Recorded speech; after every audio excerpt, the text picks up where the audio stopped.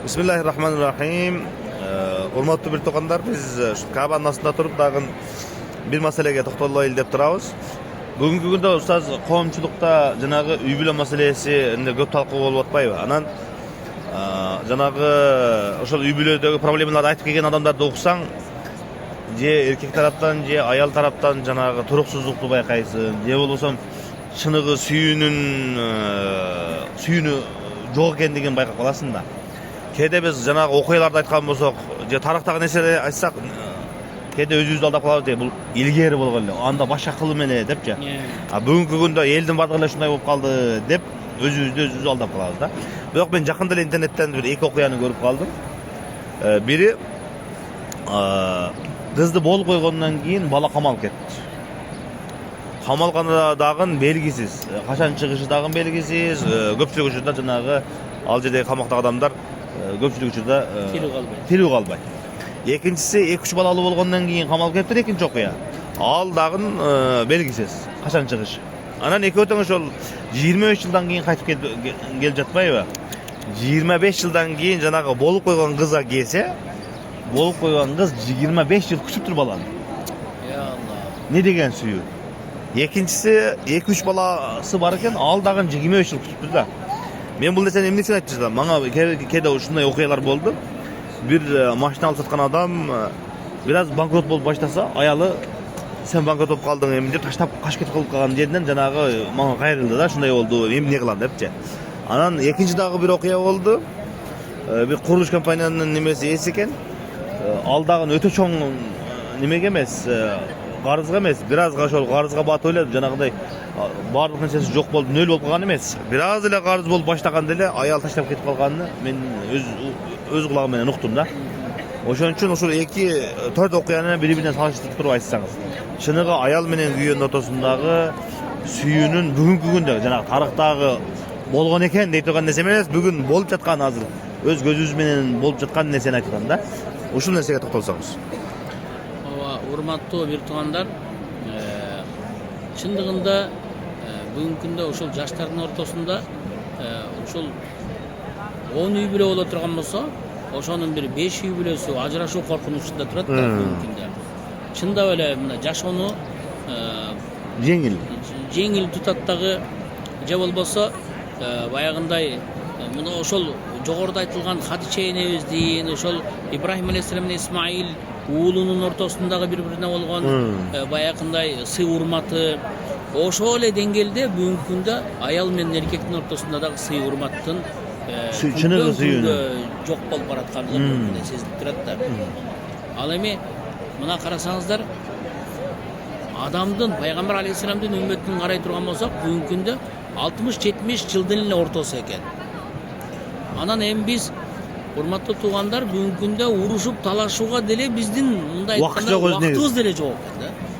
Бир көз жумуп атсаң эле 50-60га чыгып калды. 50-60га чыгып кетип атабыз. Анан эми карасак, эми ушундай кыска ушундай өмүрдө бүгүнкү күндө жыргап жакшы жашаштын ордунда бүгүн ары чуркап, бери чуркап, соттошуп, эми ушундай жашоо, ушундай кыска жашоодо бир сыйлашып, бир жакшы сөз айтып жашаса дагы бул өтө адам өзүнө өзү кылат экен да ушунун бардыгынчы.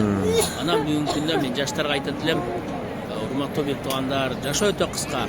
Андан көрө ошол бул жашоодо иштеп, Алла Тааладан берекени сурап, мына караңыздарчы, мынау жака келип, бул жактан көп ибадаттарды кылып, ошону менен биргеликте ошол жалгыз эркектер келбестен үй бүлөсү менен келип, ошол аялына дагы, келинчегине дагы өзү рахат алган Каабатуллага алар дагы бир рахат алып, ушул Каабанын өзүнүн көзү менен көрүп, ушул жактан таваф кылып, ушул жактан дуа кылып, руханий азык алган эң бир артык жердин астында турабыз да. Ошон үчүн мен да бүгүнкү күндө ошол жаштарды үй бүлөдөгү тынчтыкка, үй бүлөдөгү бир булууга, гармонияга чакырып кетет элем. Себеби деген карасаңыздар, бүгүнкү күндө бизде чындыгында карай турган болсок, мына жаштардын арасында акча иштетүү маданияты бүгүнкү күндө бизде жок болуп атат да. Устаз, биз бирдеме кылып чет өлкөлөрдөн табат экенбиз, канча деген бир туугандарыбыз, жарандарыбыз Россия мамлекетинде, канчаларыбыз Европа мамлекеттеринде ошону араңдап атып, эми ошондой татаал шартта иштеп туруп, анан келгенден кийин эмне деген эл көрсүн деген куру намысты иштетет экенбиз дагы, анан не деген тойлорду берет экенбиз.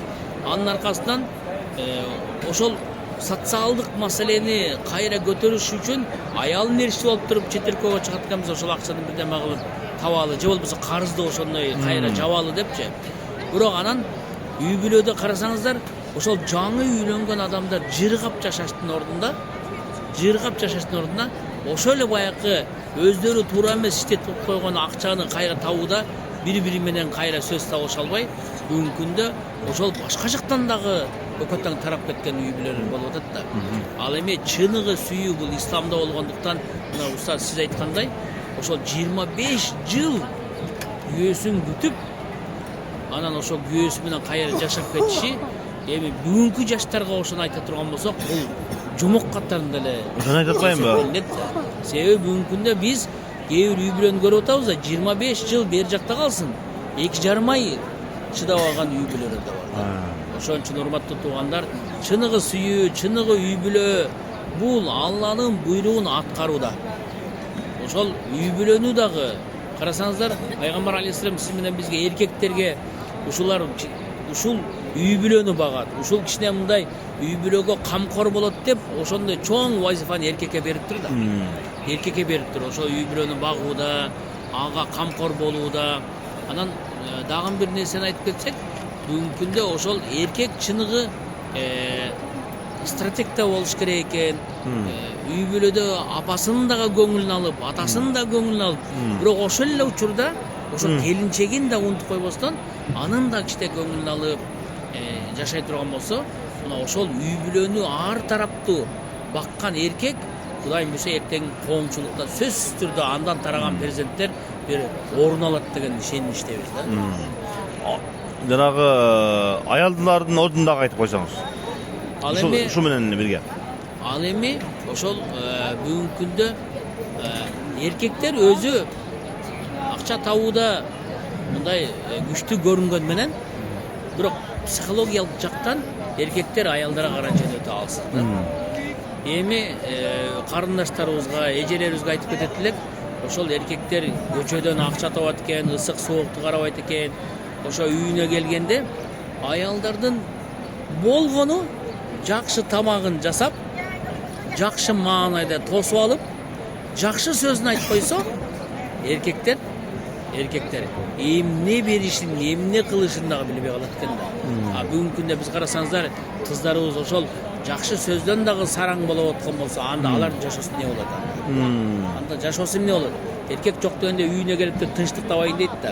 Бирок ошол тынчтыкты үй бүлөсүнөн таба албаса, анан үй бүлөнүн бузулганы, уруш талаш ошондон болуп атат да. Алла таалам ар бир үй бүлөгө тынчтык берсин, береке берсин, эч бир үй бүлө ажырашпасын, ар дайым ынтымакта болойлук. Алла таалам бардыгыбызды сактасын, коргосун, эки дүйнөдө бирге кылсын. Устаз, анан дагы бир нерсени кошумчалап кетейин. Бүгүнкү күндө ошол үй бүлөнүн сакталып калышына дагы, үй бүлөнүн ажырап кетишине дагы эң чоң себепкер бүгүн ата-эне болот. Урматтуу бир туугандар, кыздын атасы дагы, баланын ата-энеси дагы. Бүгүнкү күндө урматтуу бир туугандар, урматтуу аталар, апалар, кызыбызды тапшырдыкпы? Анын аркасынан сурак кылбастан, анын аркасынан дуа кылалы. Дуа кылып, ата-эненин баласына берген батасы сөздөрдө кабыл болот. Аларга тескенче жакшы дуасын берип, Кудай таалам ушундай экөөнүн ортосунда ынтымак береке берсин деп, канча дуа кылсак, Кудай буюрса анын аркасында дагы чоң жакшылыктар бар да. Ошон үчүн бул жакта ата-эне дагы өтө бир чоң ролдо турат да. Алар да жок дегенде жакшы сөзүн айтып, баягындай уруш талашка себеп болбосун. Уруш талаш болуп калса, бизде мындай көнүп калганбыз да. Кыз кетип кала турган болсо, күйөө баласы бара турган болсо, күйөө баланы дароо эле басып алып, аны урушуп киребиз да. Бирок ошол күйөө баланын көзүнчө, наоборот, кызды сен неге итаат кылбай атасың деп, кызды кичине эметип койсо, эмкиде кыз келбейт беле деп ойлойм да. Балким ошол, мен туура эмес кылып атат окшойм, мага карайынча апам канча деген жашоону көрдү. ошонун аркасынан атам менен жакшы жашап келди. Мен да апамдай болуш керек деп деген бир ой сезим пайда болобу дейм да. Эң туура бул эми биз айтып аткан нерсе устаз жанагы өлтүрүп кое турган деңгээлдерде эмес. Мындай сабыр кылса боло турган, келишим кылса боло турган үй бүлөлөрдө айтты. Жанагыдай коркунучтуу болуп аткан, өтүрүп кое турган деңгээлде, алкаш болсо, наркоман болсо, ал нерсени айткан жерибиз жок. Биз үй бүлөнү бекемдеп кетсе боло турган деңгээлдеги абалдарды айтып жатабыз. Алла таала ар бир үй бүлөнү сактасын, коргосун, ынтымак кылсын, береке берсин. Assalamu alaikum wa rahmatullahi wa barakatuh.